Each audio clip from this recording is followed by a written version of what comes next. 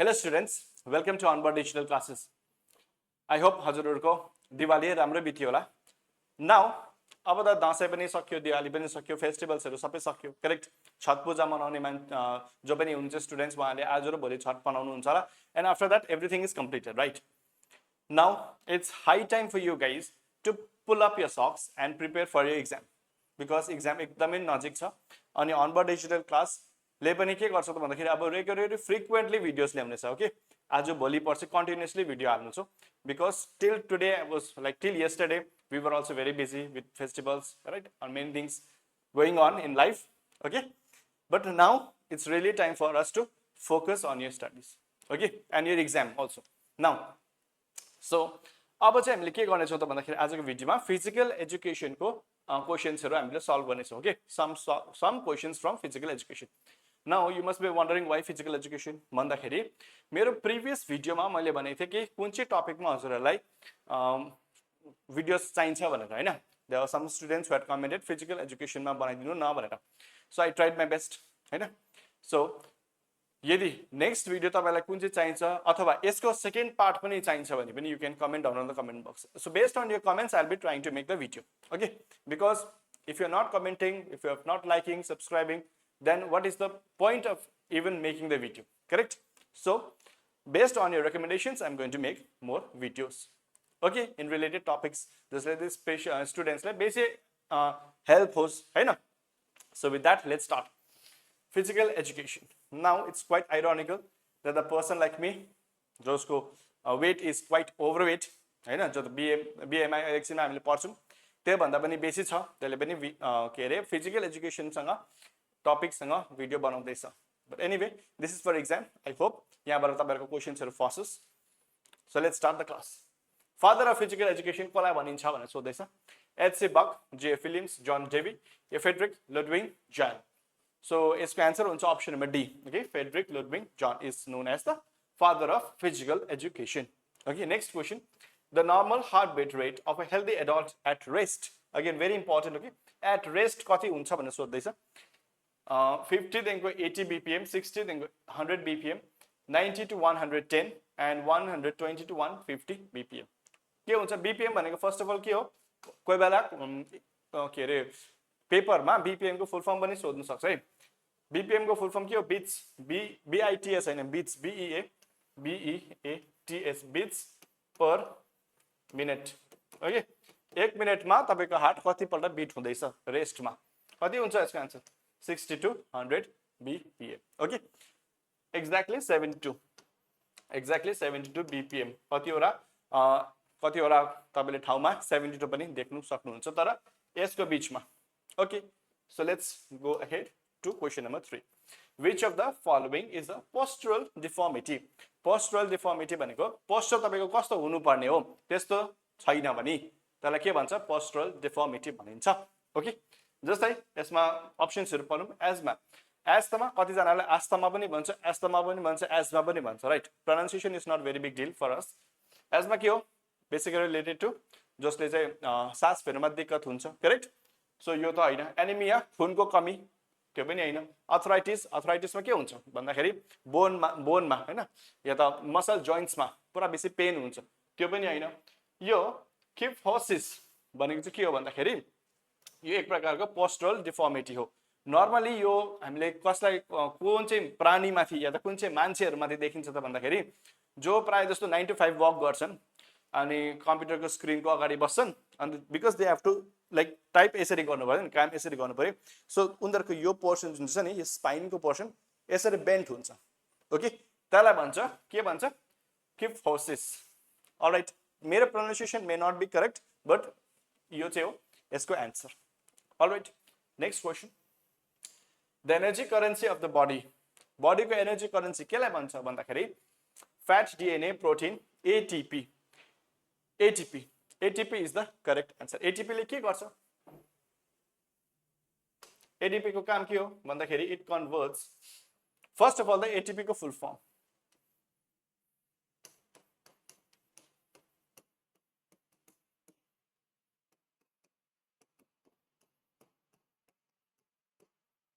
के हो यो?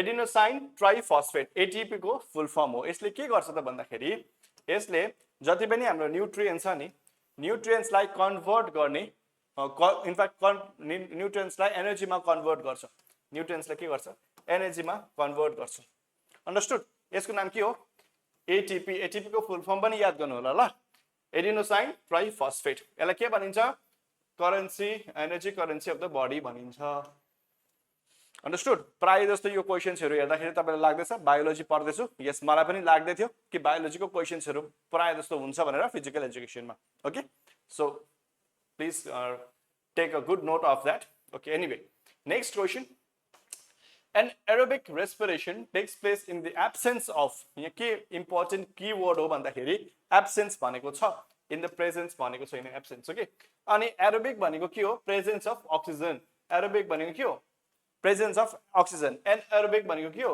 absence of oxygen so यसको आन्सर के हुन्छ option number A oxygen alright moving ahead to question number 6 which of the following is the social value learned from the sports social value sports बाट के सिक्नु सकिन्छ भनेर सोध्दैछ flexibility fatigue teamwork speed flexibility त हो तर flexibility के हो social value हो हैन speed पनि सिक्नु सकिन्छ sports बाट हैन fatigue पनि हुन्छ sports खेले पनि तर teamwork is very very important social skills that everybody learn from sports त्यही भएर भन्छु physical sports खेल्नु बहुत important छ I have not been playing sports I think the last time I played sports when I was in 3rd year of my college त्यसको बाद complete अहिले sports खेल्ने टाइमै छैन ओके त्यसले गर्दाखेरि पनि मेरो बडीको वेट बढ्दैछ that is a different thing no weight बढ्नु is different तर यो जुन चाहिँ टिम वर्क छ नि स्पोर्ट्सले त्यो सिकाउँछ not only that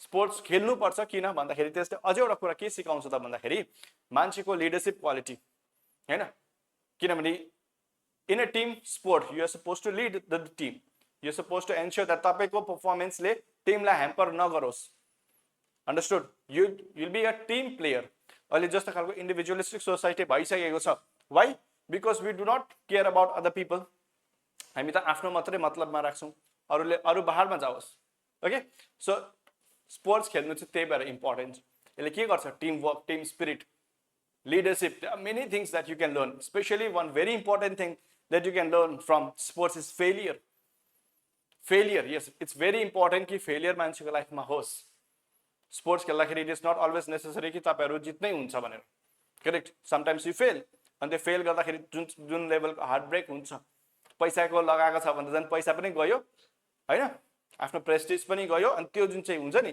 अब नेक्स्ट टाइममा चाहिँ म जित्छु भनेर you'll what will you do you'll progress more correct so त्यो पनि हो केले देखाउँछ यो स्पोर्ट्सले understood physical sports that you play outside not in your laptop or your phone या त मोबाइल त्यो हैन okay anyway next question endurance can be best developed by जुन चाहिँ मान्छेको endurance हुन्छ त्यो केले चाहिँ best describe के रे डेभलप गर्न सक्छ भनेर सोध्दैछ continuous running weightlifting sprinting yoga now I'm sure कति जना स्टुडेन्ट्सले योगा गर्नुभछ होला योगाले पनि गर्छ तर when you are doing continuously running no continuously running भनेको लाइक बिहानदेखिको बेलुकैसम्म रन गर्नु भनेको हैन त्यो सेन्समा भनेको छैन continuously running भनेको चाहिँ every day if you are running in a specific intervals in a specific times if you are maintaining that discipline in your life that I'm going to run every day okay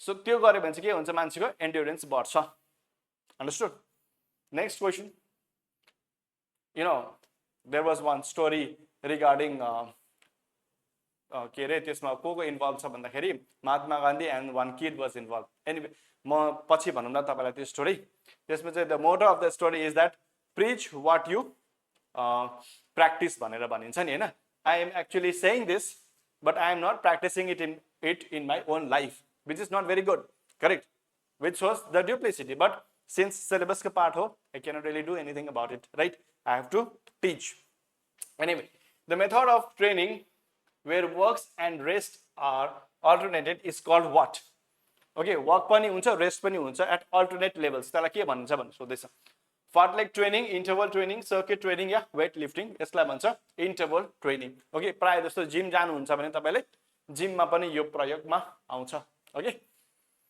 next question which of the following is a skill related fitness component okay flexibility agility muscular endurance body composition के हुन्छ यसको answer भन्दाखेरि flexibility त हो definitely skill related component हो मस्कुलरको एन्ड्योरेन्स पनि हो body composition पनि हो तर if I have to pick the best agility agile हुन्छ okay so option number B is the correct answer alright moving ahead to question number 10 CPR हामीले दिन्छौँ हैन सीपीआर को फुल फर्म के हो भनेर सोध्दैछ सीपीआर बेसिकली कहिले दिन्छ जब हार्टको फंक्सन कम्प्लिटली बन्द हुन्छ त्यति बेला मान्छेले सीपीआर दिन्छ हैन cardiopulmonary resuscitation that is the correct answer option number A cardiopulmonary resuscitation okay next question BMI stands for अब यो त हामीलाई थाहा छ BMI भनेको के हो body mass index so my point was not to say कि यसको आन्सर body mass index हो भनेर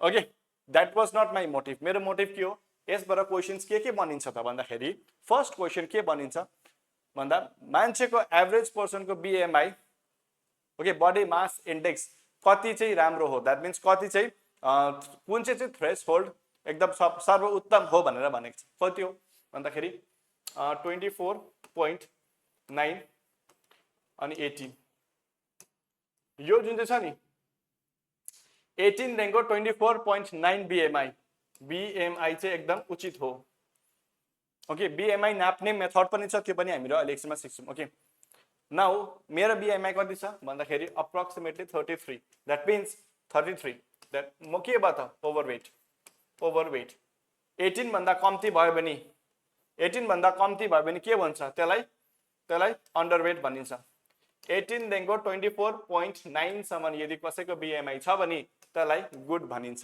राम्रो हो मैले यदि यो थ्रेशहोल्डमा आफ्नो बीएमआई ल्याउनु छ भने अप्रोक्सिमेटली मैले 22 किलोस मैले के गर्नुपर्छ आफ्नो बडी फ्याट घटाउनु पर्छ which is extremely difficult for me right it is not impossible though but it is difficult अब हेर्नुस् बीएमआई नाप्ने तरिका कसरी गर्नुपर्छ त भन्दाखेरि फर्स्ट अफ अल तपाईको बडी वेट कति छ for example if my body weight is 80 KG छ भने हैन अब मैले के गर्नुपर्छ आफ्नो जुन चाहिँ सेन्टिमिटरमा हैन हाम्रो मिटर्समा क्याल्कुलेट गर्नुपर्छ हाइट ओके त्यो पनि ट्वाइस मिटर्समा अगर 2.0 छ अरे सपोज मिटरमा इन्टु 2.0 ओके अन्डरस्टुड सो 2 2 4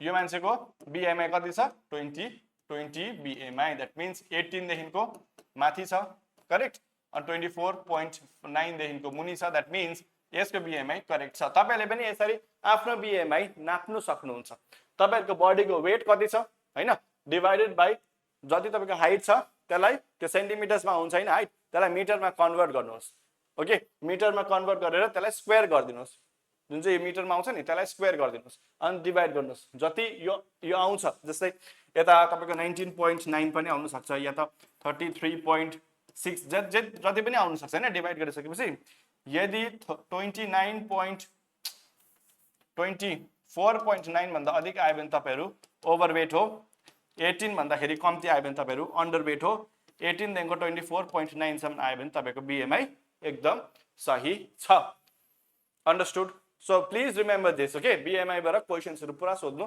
सक्छन् okay next moving ahead doping के को लागि हो प्राय जस्तो मान्छेले डोपिङ किन युज गर्छन् भन्दाखेरि डोपिङ चाहिँ मान्छेले आफ्नो के रे फिट आफ्नो के परफर्मेन्स इन्हान्स गर्नको लागि डोपिङ युज गर्छ बेसिकली के गर्छ उनीहरुले ड्रग्सहरु आफ्नोमा लिन्छन् ओके इन्जेक्ट गर्छन् त्यसले गर्दाखेरि के गर्छ एड्रेनालिन बेसी बढाउनको लागि ओके ताकि उनीहरुको परफर्मेन्स राम्रो होस् प्राय जस्तो यो हामीले बक्सिङ फिजिकल जति बेला हान्नेहरु हुन्छ नि हो त्यसमा देख्छौं हामीले प्राय जस्तो रेस्लिङ बक्सिङ तिर प्राय जस्तो डोपिङ प्रयोगमा अरु स्पोर्ट्समा पनि हुन्छ जसमा चाहिँ पुरा बेसी बडी स्ट्रेन्थ चाहिन्छ रनिङमा पनि देखेको छौं हामीले okay so use a ban substances to enhance performance okay next question is the Rashtriya Khel Protsahan Puraskar is given for what promotion and development of sports obviously that is given for promotion and development of sports okay प्रोत्साहन गर्नको लागि खेललाई now fit भन्ने हामीलाई थाहा छ नि fit हुनुपर्छ मान्छेहरू भनेर भन्छ हैन एफआइटी फिट तर यो एफआइटी को हैन एफआइटीटी को कुरा हुँदैछ यसमा full form of FITT principle in exercise को लागि के हो भन्दाखेरि frequency intensity time type fitness interval technique training force impact time in training frequency interval tension type के हुन्छ यसको आन्सर भन्दाखेरि अप्सन नम्बर ए हुन्छ के फ्रिक्वेन्सी इन्टेन्सिटी टाइम अनि type so please remember this alright moving ahead to question number 15 function of RBC को function के हो रेड ब्लड सेल को फंक्शन के हो भन्छ सोध्दैछ यसले के गर्छ बेसिकली ट्रान्सपोर्ट गर्छ oxygen to different parts of the organs okay option number B हुन्छ यसको आन्सर okay growth hormone is secreted by मान्छेको ग्रोथ हार्मोन हैन मान्छेले भन्छ नि कि मेरो छोराछोरी बढेन किन भन्दाखेरि उनीहरुको पिट्युटरी ग्ल्यान्ड कहाँ हुन्छ मस्तिष्कमा ओके हेडमा हुन्छ अब त्यो जुन चाहिँ इत्रो हुन्छ सबसे सानो ग्ल्यान्ड हो पिट्युटरी ग्ल्यान्ड अलराइट सो त्यो ग्ल्यान्ड यदि मजाले फंक्सन गरेको छैन भने त्यो के हुन्छ मान्छेको ग्रोथ हाइट बढ्दैन डेभलप हुँदैन okay understood so question number 16 को आन्सर हुन्छ option number A pituitary gland so all this यति नै हो ओके 16 वटा क्वेशन्स वी हैव डेभलप यसको पार्ट 2 चाहिन्छ भने you can again comment down on the comment box okay यदि होइन अरु नै डिफरेन्ट टपिक चाहिन्छ भने पनि यु क्यान कमेन्ट जसको कमेन्ट बेसी हुन्छ त्यहीमा टपिक म बनाउँछु okay thank you all very much for attending this class I will meet you in the next class thank you all